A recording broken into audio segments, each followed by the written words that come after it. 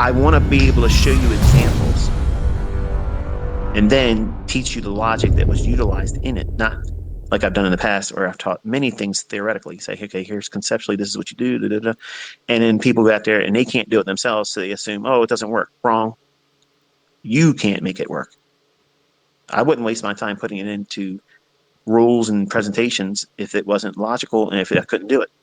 So I've switched my MO to now doing the thing, showing it, and then going in and teaching it conceptually. And then I disarm them because I've done it. This is what I've done. And then I go back in and I can show you this is what I utilized.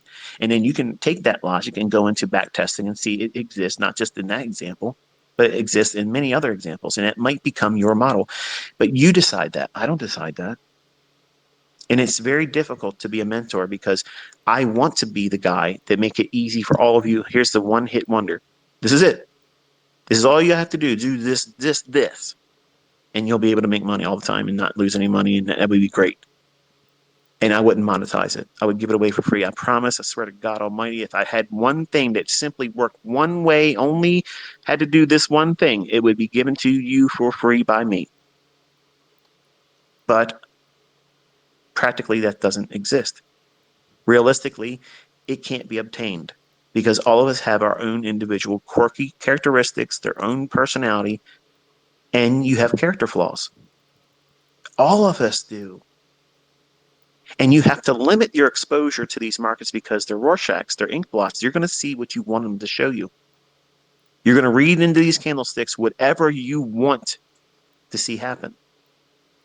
Now, if you're anticipating things with a logical rule-based idea based on statistical probabilities and things that have occurred in the past, and that's your reason for doing it, then okay, fine.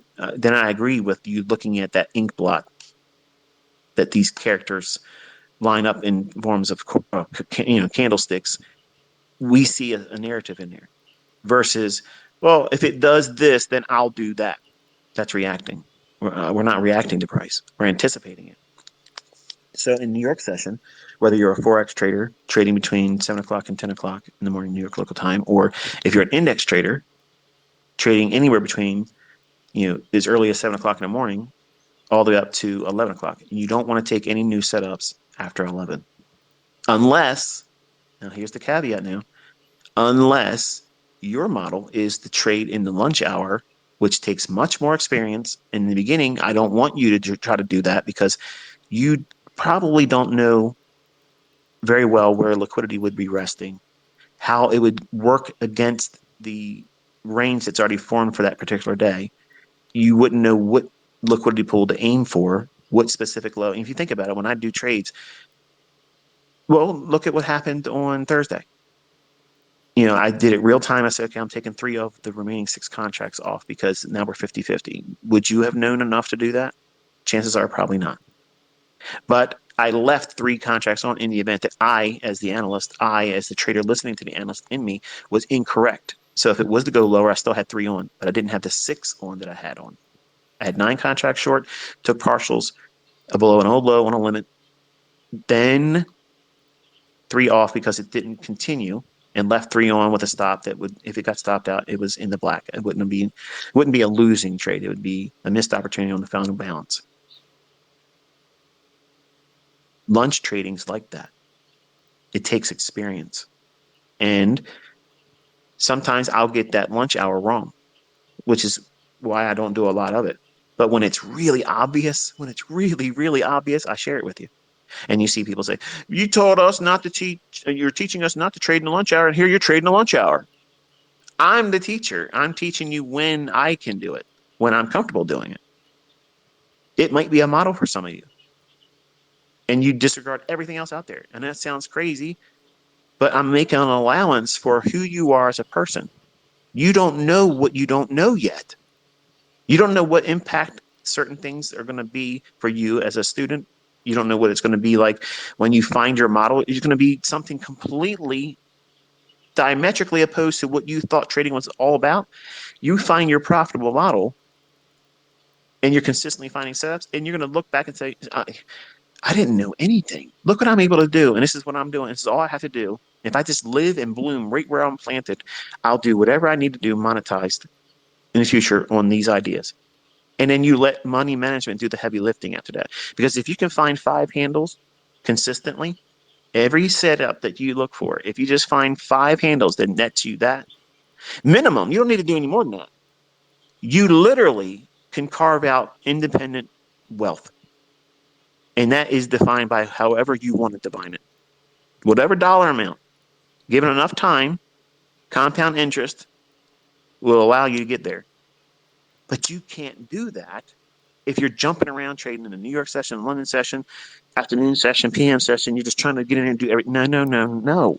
No. Back test all those sessions. Yes. Actively trade and anticipate your setup in every single one of them. No. The only thing you're doing is compounding the likelihood of failure, losing trades, and drawdown. And you're new. What are you going to do when you have drawdown? You're going to want to fix it real quick because a Band-Aid ain't going to work for you. What's a Band-Aid? Take the boo-boo, limit it, cover your loss, cover your little cut, your paper cut, cover it up, and walk away and let time do the healing. That means don't take any more trades. That's hard to do, isn't it? But you don't understand. I gotta go look at myself in the mirror, ICT. I did something I knew I shouldn't have done. I gotta fix it. You're not in the right state of mind to fix it. And you're gonna look at these next sessions, like I'm covering here in the same trading day, and think that you're gonna have the skill set while you're in drawdown mentally, we're not talking about the mental, not the mental, but the financial aspects of what drawdown you may have incurred.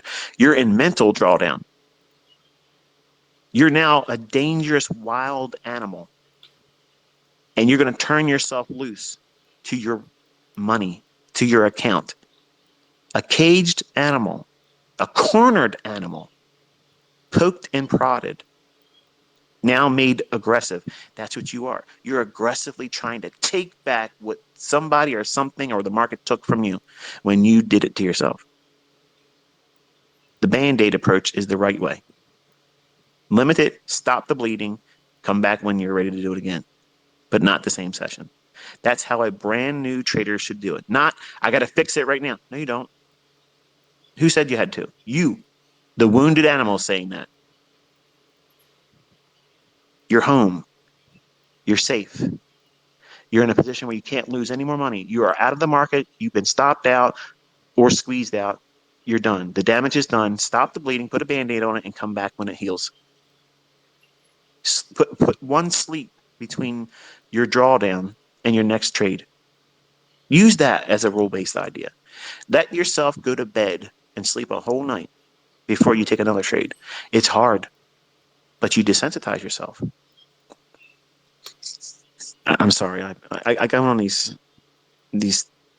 rabbit trails, and it's completely outside the scope of the notes here. But I feel like I'm talking to somebody. I don't know who it is, but if that resonated with you, give me a notification on Twitter that it found its home in you. But the New York session is a continuation of whatever London is.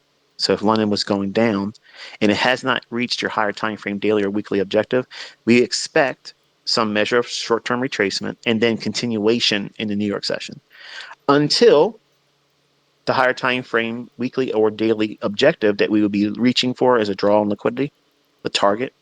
When that's hit in the New York session, then you are entering New York reversal profile, not market profile where they have the vertical volume bars going horizontally across the chart. That to me, I don't use that stuff. When I say profile, that's like a schematic or a roadmap or a visual representation of how the market should perform if you were looking at it from like a line chart basis, how it should look after the fact. But we're anticipating it to perform or behave a specific way. So New York session's continuation of London, and then New York goes into market reversal profile, where whatever happened in London in the early stages of New York now reverse, and the market goes a different direction. Whether if it's going lower, now it will go higher, or if it's going higher, it will now go lower. If and when it hits the weekly or daily objective that we were aiming for, that framed our bias or premise behind our trading week. Silver bullet. inside of the AM session. That time window is very, very specific. It's inside of 60 minutes. Now, that doesn't mean the entire trade is encapsulated inside that 60 minutes, but most of the time you're going to find it is. But you can find the entry in between 10 o'clock and 11, and all you're looking for is a continuation of what London and or New York is outlining. So we have a target. We're looking for a draw on liquidity. It could be a new week opening gap that we're aiming for. It could be a fair value gap above the marketplace that we're aiming for if we're bullish. And that draw on liquidity is what we're looking for, a reach from that fair value gap that forms, whatever the fair value gap, the first one that forms between 10 o'clock and 11, that one, you're going to see that right there, that's going to be a catalyst for a minimum 5-handle run. The problem is you're not patient. You're impatient. And you're not going to sit still long enough to wait for that fair value gap to form. You're not going to have your chart annotated where the draw on liquidity is going to be reached for. So you're having all these indicators on your chart because you're looking for things to qualify and quantify and confirm something that my concepts don't require an indicator to tell. I'm anticipating before your indicator shows whatever the indicator is going to show, I'm already anticipating all that stuff before the candle's even formed yet that would constitute your indicator creating the setups that you're using it for. I already know when and how the market's going to shift before moving averages later on cross over. Like I'm way ahead of the curve. My students are way ahead of the curve. We're in the future. When we're trading our chart, we're trading the future.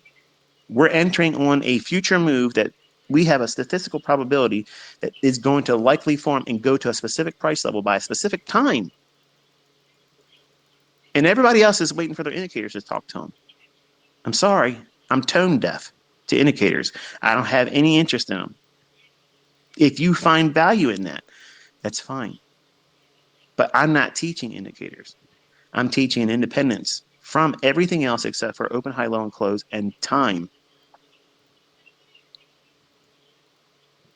The lunch hour, the New York lunch hour is technically 11 o'clock in the morning to 1 o'clock in the afternoon, New York local time. So it's a 2-hour window.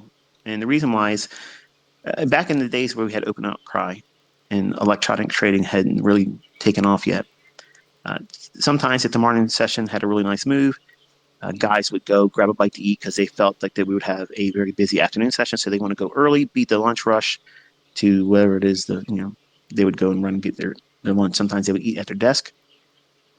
And others would be just hopped up on goofballs and simply not leaving the floor and just trade through the lunch hour. But lunch hour trading is a real thing.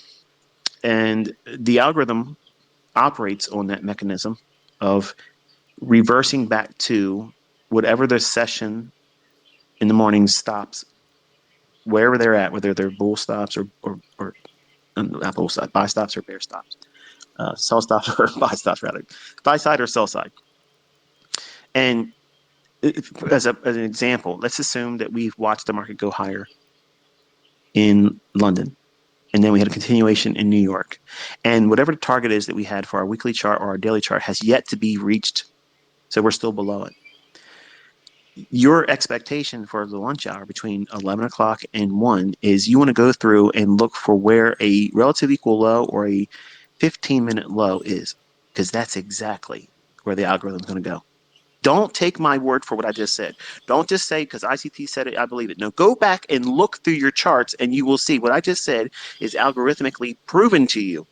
It goes on every single week. It happens this way all the time. It does it all the time. It's flawless. It never fails. It's always in the charts. You can set your life around it as a model. This is one way that you can look outside of the AM session and the PM session and go right in there. Once you understand how liquidity works and what you're looking for, that could be your model, your setup. And I have done examples of that last year and this year, recording my entries. And you're buying those sell stops.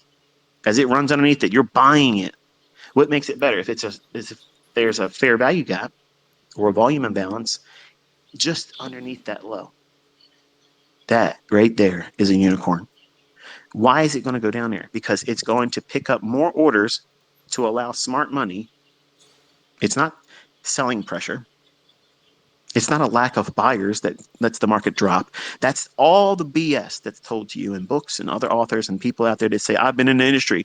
I used to be a trader at the desk. I'm a market maker.